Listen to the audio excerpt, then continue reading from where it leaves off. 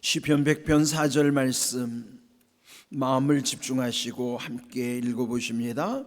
감사함으로 그의 문에 들어가며 찬송함으로 그의 궁정에 들어가서 그에게 감사하며 그의 이름을 송축할지어다. 아멘.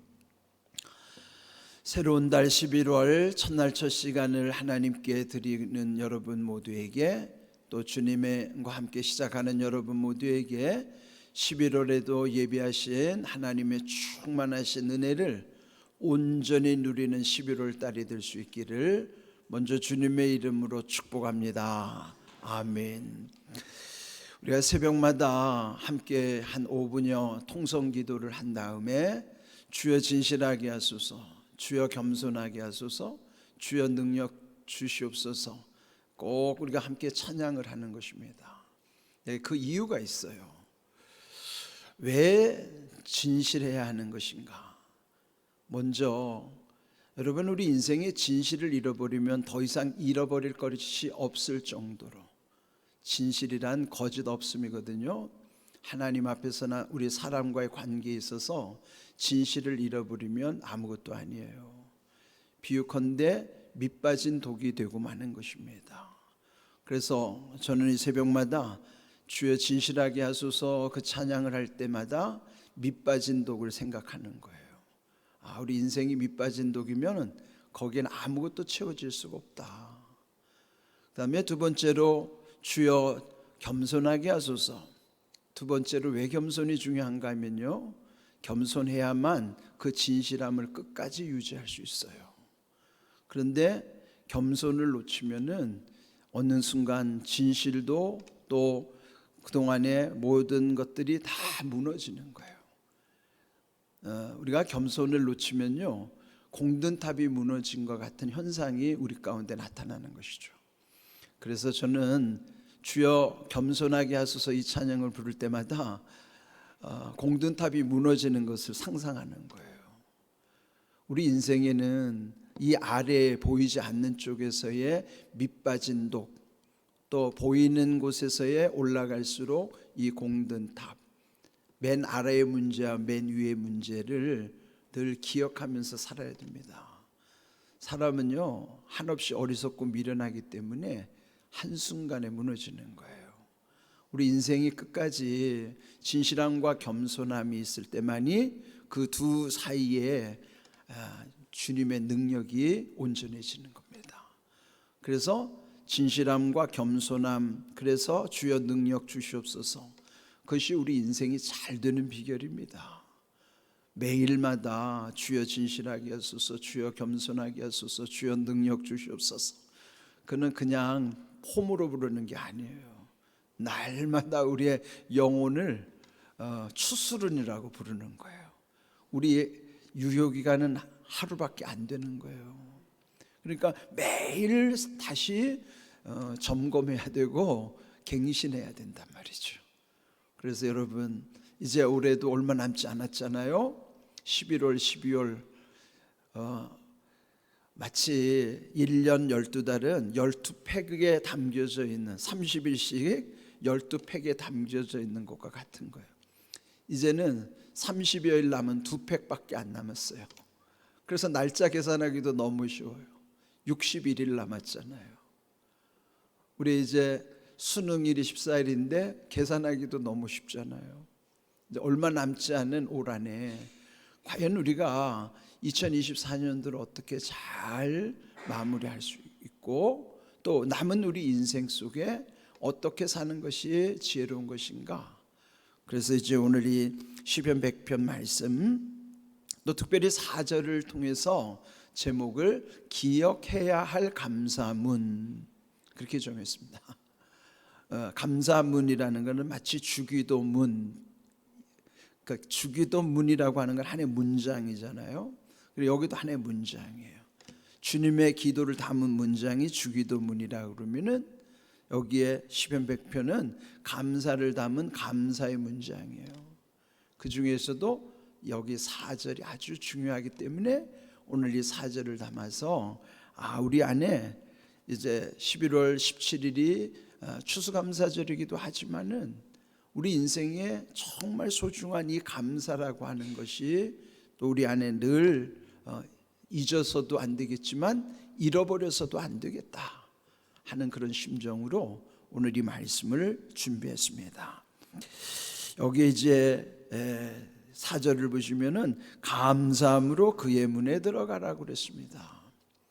여러분 여기에 문으로 들어갈 때 감사를 잊으면 안 된단 말이죠. 그러니까 감사함으로 그의 문이라고 하는 것은 그 다음에 보면 찬송함으로 그의 궁정에 들어가라는 말도 나오죠. 그렇다면은 그 문은 무슨 문일까요? 하나님이 계신 궁정으로 들어가는 문. 궁정에 누가 살아요? 왕이 살잖아요. 하나님은 왕 중의 왕, 만왕의 왕이시잖아요. 그렇다면은 만왕의 왕이신 하나님께 나아갈 때에 그 궁정을 들어가려면 먼저 문을 열고 들어가야 되잖아요. 그러면은 이 문을 처음 들어갈 때에 우리에게 잊혀져서는 안 되는 것, 또 잃어버려서도 안 되는 것이 감사라고 하는 키워드예요. 키워드라고 하는 거는 키는요 열쇠란 말이에요. 열쇠 따는 거예요. 요즘은 집집마다 다 이렇게 전자 자물쇠를 해놨잖아요. 거기에 번호를 막 누르는 거, 그걸 패스워드라고 하는 것처럼 이 패스워드 또 문을 여는 키워드가 되는 게 뭐라고 하는 것일까요? 그게 감사라는 거예요. 그러면은 여러분 그 키워드 패스워드가 띡띡띡띡 맞아야 문이 따르릉 하고 열리듯이 하나님이 계신 궁정에 들어가려면 그 문을 어떻게 열어야 된다는 거예요? 감사로 열린다는 거죠. 감사로 열어야 한다는 거예요. 예? 하나님께 들어가는 사람은요 감사가 문을 여는 비결입니다. 그거 잊으면 안 돼요. 감사가 왜 중요한가?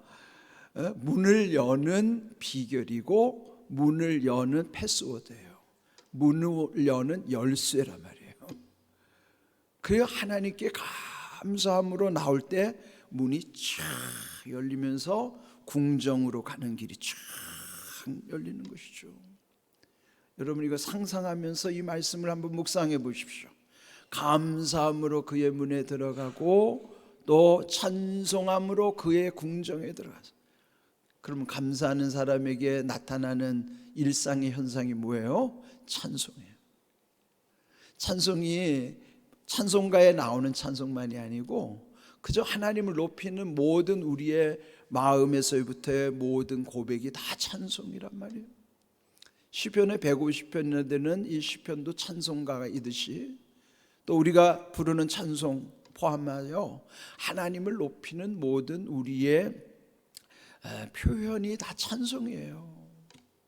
그렇다면은 여러분 우리 이 하나님 앞에 찬송이라는 게 그냥 나오지 않잖아요.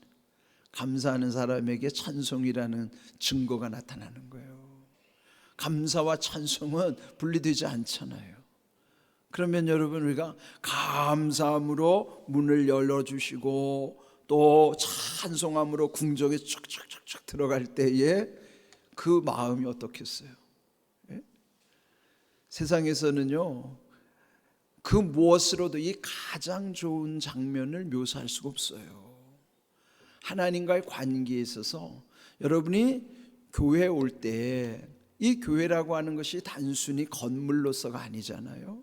하나님의 임재를 경험하는 곳이라면은 여기를 하나님이 계신 궁정으로 여기는 거예요. 그럼 여러분이 주회전에 예배하러 나올 때마다 감사함으로 나와서 찬송함으로 여기에 계실 때 그게 예배가 되는 거예요. 감사함으로 나와서 찬송하는 그것이 예배하는 것이고, 예배하는 것이 하나님의 임재의 상징인 거기가 궁정이란 말이에요. 예? 여러분 이렇게 귀한 은혜 가운데 거기에 들어가서 또 하는 게 뭐냐면 감사하는 거예요. 감사를 하나님께 감사를 해요. 하나님 얼마나 감사해요. 그렇지만 우리 일상에서도 서로의 우리 인간관계, 사람 사이의 관계에서도 보면 서로 감사를 표현할 때 얼마나 여러분 마음이 막 열리는 게 느껴지잖아요. 내가 누군가에게 감사를 표현했을 때, 또는 누군가가 나에게 감사를 표현했을 때, 그때 느껴지는 마음이 어떻겠어요? 근데 하나님 우리보다도 더 예민하신 분이에요. 예민하다는 건 뭐냐면 아주 작은 것에도 하나님이 감동하시고 감탄하신단 말이에요.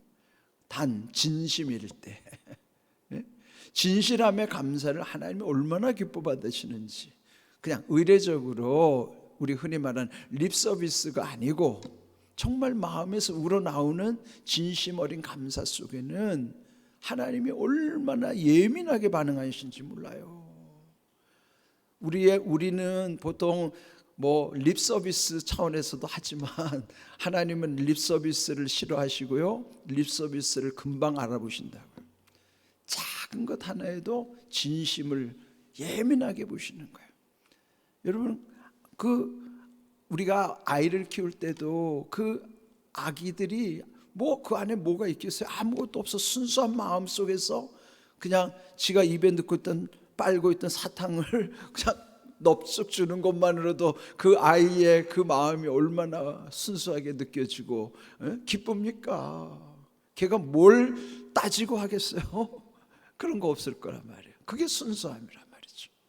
하나님은 우리가 드리는 이런 모든 순수하고 진실 어린 감사를 통해서 하나님이 얼마나 기뻐하실까. 그래서 여러분, 우리의 마음을 항상 이 순수하게, 그게 진실한 마음이란 말이에요. 그러면서 여기 100편 4절 하나님께 감사하는 그 모습, 그러면서 그의 이름을 송축하라는 거예요. 송축은요, 찬송하면서 축복하는 게, 상송하면서 하나님을 높이는 것이 송축이에요. 우리가 감히 어떻게 하나님을 송축합니까? 하나님을 칭찬해 드리는 거예요. 보통 칭찬은 윗사람이 아랫사람에게 하는 게 칭찬인데, 그를 역으로 조금 격조 있게 표현한 말이 송축이라 말이에요. 우리가 하나님을 칭찬해 드리는 거예요. 그러면 하나님 얼마나 기뻐하세요. 애들이 엄마 아빠를 인정하고 또 손주가 할아버지 나 좋아 그러면은 그게 별것도 아닌 것인데 그게 송축이란 말이에요. 하나님은 우리의 이런 순수함 가운데서 하나님을 높이는 것, 그걸 기뻐하시는데 그 중에 뭐를 기뻐하시는가 하면 이름을 송축하는 거예요. 이름을 송축하는. 예수님이 가르쳐 주신 주님의 기도 속에도 그 첫 번째가 뭐예요? 하늘에 계신 우리 아버지여, 이름이 거룩히 여김을 받으시오며. 그 이름을 먼저 언급하는 거예요. 이름을 높이는 것, 이름을 송축하는 것, 하나님이 얼마나 기뻐하신지 모릅니다. 그러면 여기 시편 100편은 감사문, 주기도문처럼 감사문, 어떤 감사문이에요? 잊어버려서는 안 될, 기억해야만 할 감사문. 이 감사문 속에서 하나님이 우리에게 원하시는 말을 늘 기억하면서 여기 4절의 말씀처럼 감사함으로 그의 문에 들어가며 또 찬송함으로 그의 궁정에 들어가서 우리 하나님께 감사를 드릴 뿐만 아니라 하나님의 이름을 높여 송축하는 그 예배의 자리에, 이제 우리 11월 얼마 남지 않았습니다. 11월과 12월 올해 얼마 남지 않았습니다. 우리 이 연말에 잊지 말아야 될 것, 하나님의 은혜에 대한 감사.